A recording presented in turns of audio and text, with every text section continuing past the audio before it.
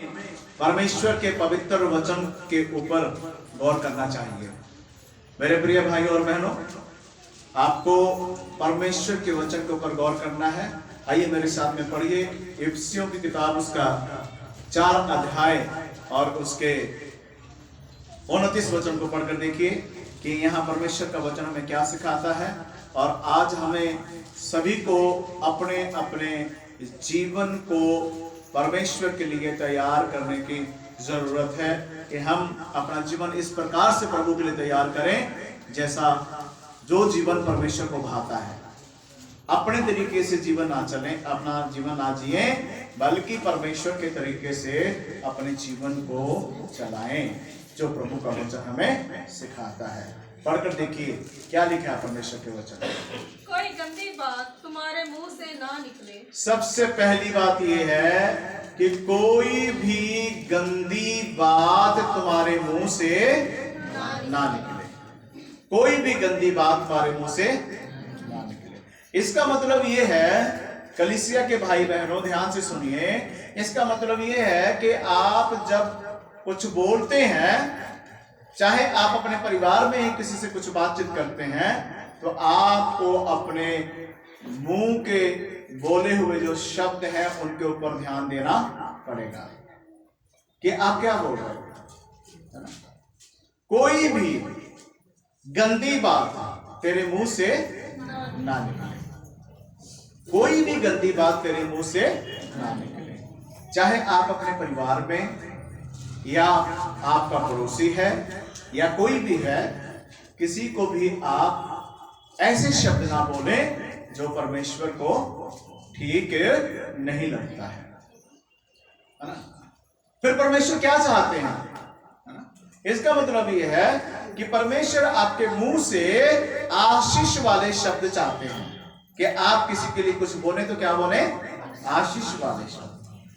तेरा भला हो, तेरे काम में आशीष हो, तेरी उम्र लंबी हो, है ना, तू और तरक्की करे, तू परमेश्वर तुझे अकल समझ बुद्धि दे, ताकि जो बच्चे हैं, आप लोग कई बार अपने परिवार में बच्चों को भी क्या बोलते हैं, अनाप शनाप कुछ ना कुछ ऐसे ही बोल जाते हैं, लेकिन क्या बोलना चाहिए, परमेश्वर तुझे क्या दे, समझ, परमेश्वर तुझे क्या दे, बुद्धि।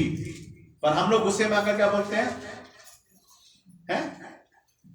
हाँ जी, क्या बोलते हैं, पिंडों में गांव में सुनने ना पंजाबी चीज आप गल करते हैं जो कहते लोग, है ना, अमर जाने सुनता नहीं या दफा होने, है ना, ऐसे शब्द यूज करते हैं। तो ये जो शब्द है ना, मैं आप लोगों से ये विनती करना चाहता हूं ऐसे शब्द ना बोलें, है ना। ये मैंने आपको प्रैक्टिकली बोलकर इसलिए बताया कि आपको समझ आए। अपने बच्चों आप डांटे जरूर, हाँ आपका बच्चा है, आपकी बेटी है, बेटा है, अगर कुछ है ना डांटें, लेकिन उसके लिए डांटने का मतलब ये नहीं कि कुछ ऐसे शब्द आप यूज करें जो परमेश्वर को नहीं भाता है ना। आप डांट सकते हैं, कह सकते हैं उनको, लेकिन गलत शब्दों के साथ नहीं, है ना। तो क्या करना है, लिखा है कि कोई भी ऐसे अपशब्द या गंदी बात तेरे मुंह से ना निकले, है ना। क्योंकि हम लोग परमेश्वर के वचन को पढ़ते भी हैं, सुनते भी हैं और परमेश्वर के वचन के ऊपर मनन भी करते हैं।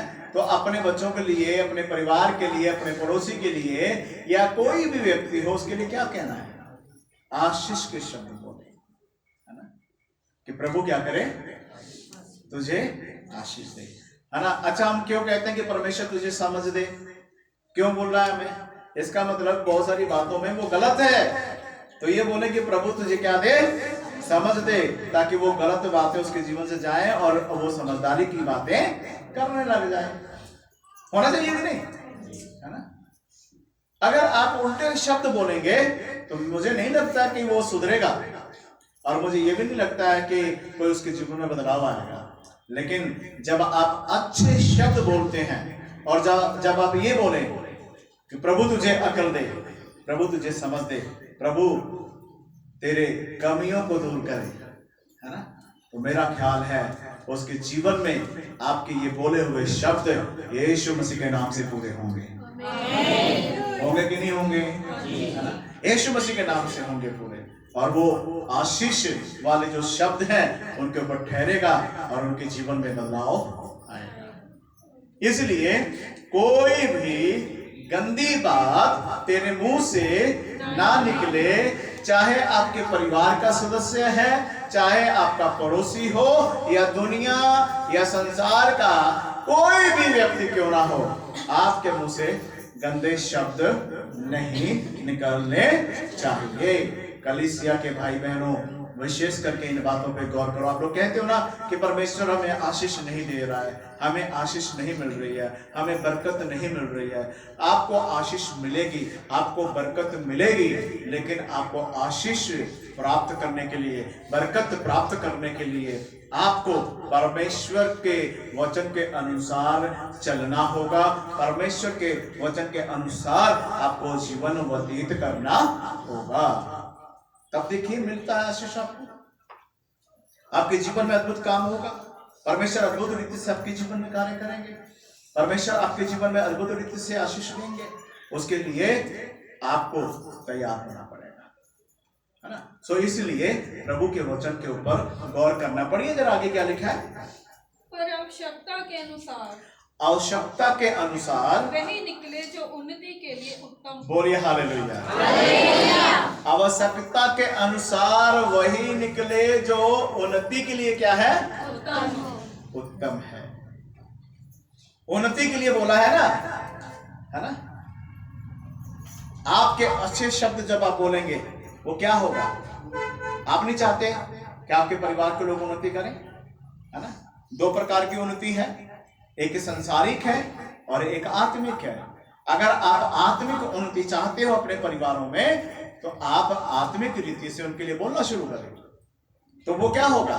उनके ऊपर आशीष के रूप में ठहरेगा और वो आत्मिक रीति में बढ़ेगा। आत्मिक रीति का मतलब क्या है? जैसे हो सकता है कि आपके परिवार में कोई झूठ बोलता है, आपके परिवार में हो सकता है कि गाली देते हैं, लड़ते हैं, झगड़ते हैं, या किसी भी प्रकार के उल्टे पुल्टे कोई काम कर रहे हैं, और आप चाहते हो कि वो छोड़कर एक अच्छा इंसान बन जाए, तो उसके लिए आप बोलना शुरू करें परमेश्वर के सामने। जब उससे भी बात करें, कई बार ऐसा भी होता है, कई लोग, हमारे परिवार के लोग हमें हमारे ऊपर फोकस करते हैं, वो हमें देखते हैं, और कई बार कईयों के साथ ऐसा होता होगा कि वो पलट कर जवाब देते हैं, आप चर्च जाते हो तो मैं तो नहीं जाता, मैं नहीं जाता हूं तो मैं तो तुमसे भी अच्छा हूं, तुम जाते तो तुम ऐसे व्यवहार करते हो, है ना? तो तुम्हारा तो व्यवहार गलत नहीं होना चाहिए, सही होना चाहिए, है ना? बोलते भी नहीं बोलते, है ना? कई बार आपको पलट के आपके परिवार के लोग जो नहीं प्रभु में चल रहे हैं सही ढंग से, वो ऐसा जवाब देते हैं। वो कहते होंगे कि आप दुआ प्रार्थना करते हो तो आपके अंदर चेंज क्यों नहीं? ऐसे भी बोलते होंगे। तो प्रियजनों, वो कहीं ना कहीं वो लोग सही हैं। आप अपना आप को बदल लें और बिल्कुल आप धीरज के साथ चलें, सब्र के साथ चलें, और इस प्रकार का जवाब दें। आपके स्वभाव को, आपके बिहेव को, आपके अच्छे जवाब को देखते हुए क्या होगा? उनके जीवन में प्रभाव, उनके जीवन में क्या होगा? एक ऐसा प्रभाव पड़ेगा कि उनका जीवन बदल जाएगा। तो इसलिए परमेश्वर की बातों को आपको समझने की जरूरत है, और आपको परमेश्वर की बातों को इस तरीके से अपने जीवन में लें जैसा परमेश्वर चाहता है ना? कई बार हम लोग सुनते हैं लेकिन उसके ऊपर गौर नहीं करते, उसके ऊपर अमल नहीं करते, और बस हम इधर से सुना और इधर से निकाल दिया। ये काम मत करिए, ये परमेश्वर को पसंद नहीं है। आवश्यकता के अनुसार उनके लिए क्या बोले? उन्नति के शब्द। पढ़िए आगे क्या लिखा है? ताकि उससे सुनने वालों पर अनुग्रह हो। सुनने वालों पर क्या हो? अनुग्रह हो। अच्छा, मैंने तो नहीं कुछ लिखा ना यहाँ? हाँ जी, ये तो प्रभु का वचन है। जब आप बोलेंगे तो उनके ऊपर क्या होगा? यीशु मसीह का अनुग्रह हो जाएगा। मतलब जो आप बोलेंगे उसके जीवन में पूरा होगा। बोलो आमीन। आमीन। क्या होगा?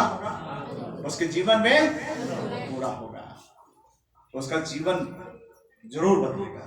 पढ़िए परमेश्वर के पवित्र आत्मा को शोकित मत करो। हाँ, परमेश्वर के पवित्र आत्मा को शोकित ना करो। मतलब जब हम लोग गंदे शब्द बोलते हैं तो परमेश्वर का आत्मा भी क्या होता है?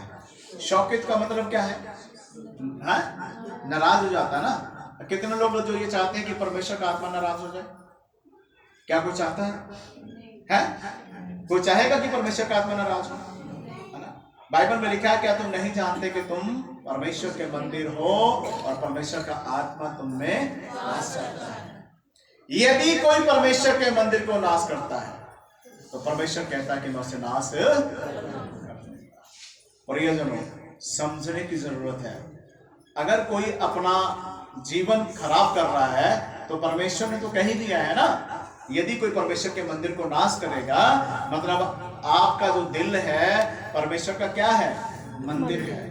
और अगर वो दिल को खराब कर रहा है तो प्रियजनों, परमेश्वर कह रहा है कि मैं उसको देखूंगा, लेकिन आप अपने मुंह से ऐसे शब्द ना बोलें जिसके वजह से परमेश्वर आपसे खपा हो, आपसे नाराज हो। कितने चाहते हैं कि परमेश्वर आपसे नाराज हो? कोई चाहता है? तो फिर क्या करना है? अपने आप को ठीक करना है, आपको अपने आप को बदलना है और अपने मुंह से कभी भी ऐसे कोई शब्द ना निकाले जो प्रभु को अच्छा नहीं लगता है। तो पवित्र आत्मा को शोकित करने वाला काम ना करें, पवित्र आत्मा को शोकित करने वाला काम ना करें। अगर पवित्र आत्मा आपसे शोकित हो रहा है तो समझ लीजिए कि आपने प्रभु को नाराज कर दिया है ना। तो ये चीजें आपके जीवन में नहीं होनी चाहिए। पढ़िए जरा आगे क्या लिखा है? परमेश्वर के पवित्र आत्मा को शोकित मत करो, हाँ, जिससे तुम पर छुटकारे के दिन के लिए शाप दी गई है। जिससे तुम पर छुटकारे के दिन के लिए क्या दिया है? शाप दी गई है। शाप दी गई है ना। उस परमेश्वर के आत्मा को शोकित ना करें। हालेलुया। जब आप लोग रोमियो 12 अध्याय पढ़ेंगे, 12 के 14 में क्या लिखा है, यहाँ वापस लौट कर आएंगे, जरा पढ़कर देखिए। 12 का 14, रोमियो की किताब उसका 12 अध्याय और 14 वचन पढ़कर देखिए।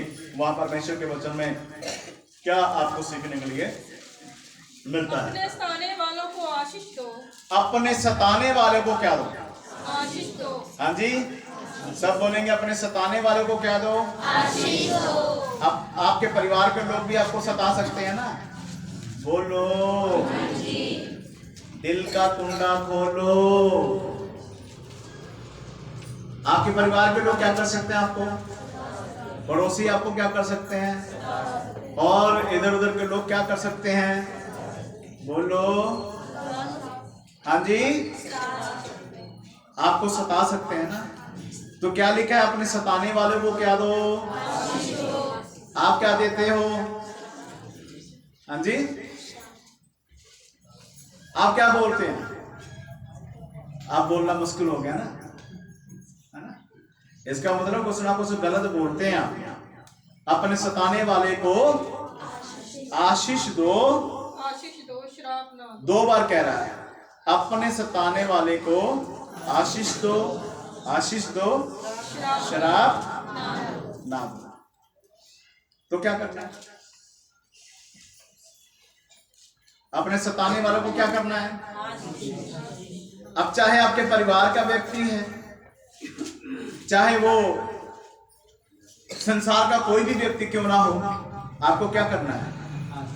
आशीष देना है। हालेलुया। अपने सताने वाले को आशीष दें, बुरा शब्द ना बोलें। अगर कोई आपका नुकसान करता है, आपके बारे में गलत युक्तियां बनाता है, बाइबल में लिखा है जो सचमुच में प्रभु के बेटे बेटियां हैं, जिनका विश्वास मजबूत है और जिनका भरोसा परमेश्वर के ऊपर अटल है, जो पूरा भरोसा परमेश्वर पर रखते हैं, उनके बारे में क्या लिखा है? बाइबल में लिखा है याकूब के घरानों के ऊपर किसी भी जादू टोने का कोई भी असर ना होगा। कोई जादू करे, कोई टोना करे, तांत्रिक, चाहे कोई बड़ा है छोटा है, कुछ भी करे। और जो लोग परमेश्वर के हैं, जो अपने मुंह से अपशब्द नहीं बोलते, जो अपने मुंह से गलत बातें नहीं बोलते, गाली नहीं देते, बुरे शब्द नहीं बोलते, परमेश्वर उन लोगों को कहता है, जिसका भरोसा परमेश्वर के ऊपर है, जो पूरे तरीके से परमेश्वर के ऊपर डिपेंड है, उसको परमेश्वर कहता है तेरे घराने के ऊपर, याकूब के घराने के ऊपर। याकूब का घराना मतलब आप भी याकूब के घराने से ही हैं। आपके ऊपर किसी भी अंधकार के शक्ति का प्रभाव नहीं पड़ेगा, कोई भी दुष्ट आत्मा का काम नहीं होगा, है ना। कोई कितना भी जादू टोना कराए, आपके ऊपर उसका असर नहीं होगा। क्यों? बाइबल में लिखा है, प्रभु कहता है ना, विपत्ति के समय में तुझे क्या करूंगा। कोई विपत्ति लेके आता है, परेशानी लेकर, लेकिन आपको छुड़ाने वाला है ना। पहले आपसे पहले परमेश्वर का सामना उसको करना पड़ता है, समझे? आपसे पहले उसको किसका सामना करना पड़ रहा है? परमेश्वर का सामना करना पड़ता है ना। लिखा है बाइबल में, जब तू सफर में जाएगा मैं तुझे क्या करूंगा, तेरे सफर को मुबारक है, एक्सीडेंट नहीं होगा आपका, कोई प्रॉब्लम नहीं आएगी आपको। क्यों? ये वायदे हैं परमेश्वर पर। किसके लिए है ये? जो अपने मुंह से अपशब्द नहीं बोलता है, जो गाली नहीं देता है, जो बुरे शब्दों को बोलकर किसी का सामना नहीं करता, ये सोचता है मेरा परमेश्वर बैठा है, मेरे परमेश्वर ने कहा इसको क्या दे, आशीष दे। आपका काम है आशीष देना, आपका काम है सही शब्दों में उनको आशीषित करना, बाकी काम परमेश्वर का है। हालेलुया। अगर रोमियो में आगे पढ़ेंगे, लिखा कि अगर तेरा बैरी भूखा हो तो उसको क्या करना, खाना खिलाना, प्यासा है तो उसको क्या करना, पानी पिलाना, है या नहीं? आपको अपने परिवार में भी ठीक होना पड़ेगा। कई बार ना हम लोग अपने परिवार में कई कई दिन तक एक दूसरे को बुलाना पसंद नहीं करते। रहना भी एक ही रूम होता है, किराए पे रहते हैं भाई बहन, है ना, तो रूम भी एक ही है, रहना भी वही है, लेकिन गुब्बारे की तरह चेहरा बुलाएंगे ना। बाइबल के अगर हर बात के ऊपर आप गौर करोगे, मत्ती की किताब में लिखा है, अगर किसी के जीवन में कोई नाराजगी है ना, उसको क्या करना, पहले धन्यवाद के जो भेंट चढ़ाते हो ना परमेश्वर के चरणों में बैठकर, वहीं अपना धन्यवाद का भेंट या जो भी आप शुक्रगुजारी का भेंट परमेश्वर के चरणों में लेकर जाते हो, वहीं बंद कर दो और जाकर पहले क्या करो, हाँ जी, अपना गुस्सा खत्म करो, है ना। चलो आपसे बोला गया, मुझसे बोला गया, कुछ नहीं, हम इसको खत्म करते हैं यहीं पर। कहीं ऐसा ना हो कि मेरी प्रार्थना रुक जाए। परवाह नहीं है हमको, हम लोग परवाह नहीं करते, हम कहते कि प्रार्थना रुके तो रुक जाए, हम तो बस धन्यवाद तारीफ कर रहे हैं परमेश्वर का। ये नहीं चलेगा, ये आप अपनी मर्जी से कर रहे हो, आप अपने तरीके से चल रहे हो, नहीं ना। आपको पहले अपने जीवन का सुधार करना पड़ेगा, वहीं आप रुक जाए।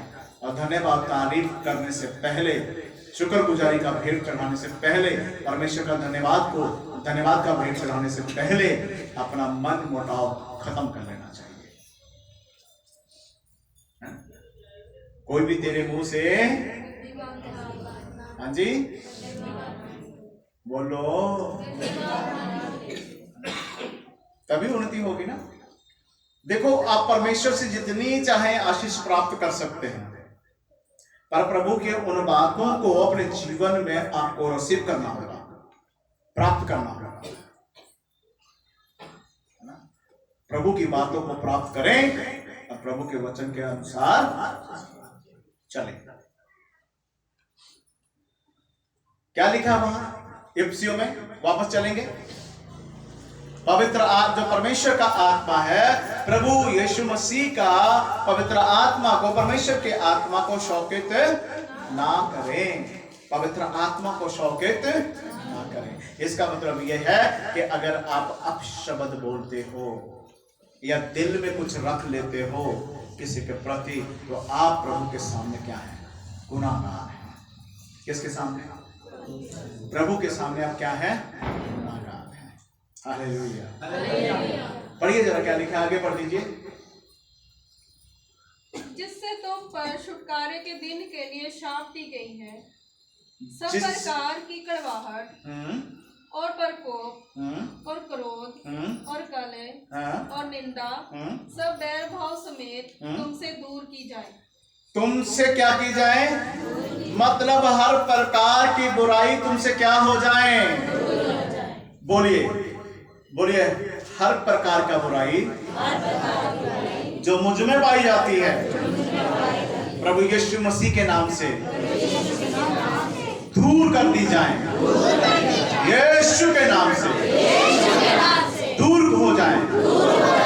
आज से प्रभु यीशु हमारे मुंह से हम आशीष के शब्द बोले, आशीष के शब्द बोले।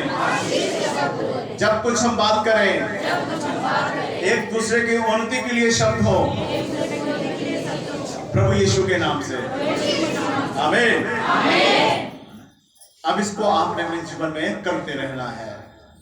आप अपने जीवन में बदलाव देखेंगे, आपके अपने ही जीवन में, अपने ही परिवार में बदलाव देखेंगे। आपके जीवन में आशीष आएगी और आपके वजह से दूसरे लोग भी आशीष प्राप्त करेंगे। इसलिए प्रियजनों, परमेश्वर की बातों को समझना बहुत जरूरी है। प्रियजनों, मैं कई बार सोचता हूं कि मतलब मैं क्या प्रचार करूंगा, क्या बोलूंगा, है ना। आज भी मैंने बाइबल नहीं खोला क्योंकि मैं यही चाह रहा था कि प्रभु आप मुझे वचन दें, आप बात करें, है ना। तो मैंने बाइबल में कहा प्रभु आप दें, जब आप देंगे तो मैं बाइबल से पढ़ूंगा। तो प्रभु ने मुझे आज के लिए यही दिया कि इनको कह कि अपने मुंह से कोई अपशब्द या गंदी बात ना बोलें और ये अपने जीवन को ठीक करें और आशीष वाले शब्द बोलना शुरू करें, तो इन्हें और इनके परिवार को मैं आशीषित कर दूंगा। तो प्रभु आपको आशीषित करने के लिए तैयार है, परमेश्वर आपको आशीष देने के लिए तैयार है और प्रभु ने अपनी आशीषें आपको दे दी हैं। अब उसको रिसीव करना और उसको अपने जीवन में लेके चलना आपका काम है। हालेलुया। आइए अपनी आंखों को बंद करें और परमेश्वर का धन्यवाद करें।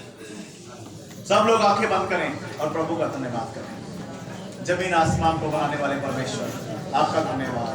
जमीन आसमान को बनाने वाले प्रभु यीशु नासरी आपका धन्यवाद करते हैं। महान परमेश्वर आपका धन्यवाद करते हैं। अनुग्रहकारी परमेश्वर आपका धन्यवाद करते हैं।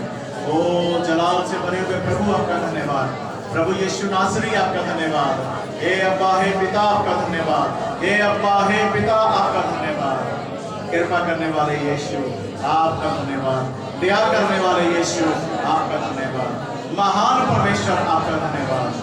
प्रभु आप दया से भरे परमेश्वर, अनुग्रह से भरे परमेश्वर हैं। हम धन्यवाद करते हैं प्रभु। हर एक व्यक्ति प्रभु ओ पवित्र आत्मा की अगुवाई में चले, हर एक व्यक्ति आपकी इच्छा को पूरी करे और हर एक व्यक्ति प्रभु आपके वचन के अनुसार अपने जीवन को व्यतीत करे और प्रभु आपका नाम इनके जीवन के द्वारा ऊंचा हो। दया करें प्रभु, आशीष दें, आपकी महिमा हो, आपका अनुग्रह हो। आपने सबके ऊपर दया की, सबके ऊपर कृपा की, उसके लिए धन्यवाद करते हैं। आपकी दया, आपकी कृपा हमेशा इनके ऊपर बनी रहे, प्रभु यीशु मसीह के नाम से आमीन।